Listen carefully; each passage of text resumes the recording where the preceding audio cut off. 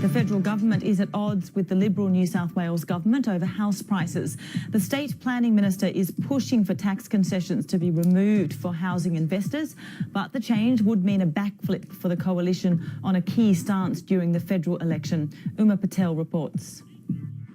In the battle to buy a home, both sides can see there's a problem. It is a real struggle. First home buyer rates are at record lows. Investor rates are at record highs.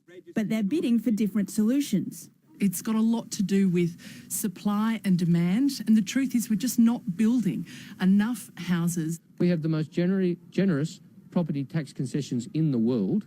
Other countries have a vibrant housing investment market without negative gearing. Labor's been pushing for changes to what it sees as unfair tax concessions, and it's found an unlikely ally in the New South Wales Liberal government.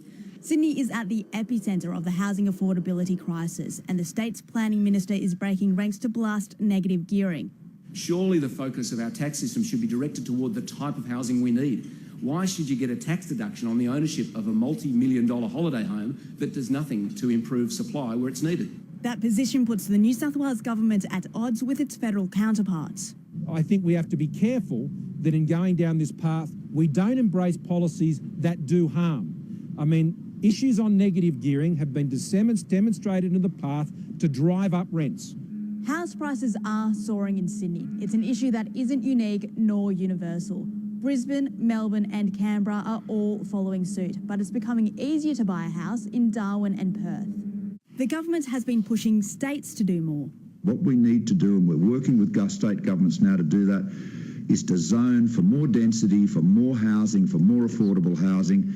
The critical thing is to build more dwellings. As important as supply is, housing affordability is not simply a simple supply and demand equation.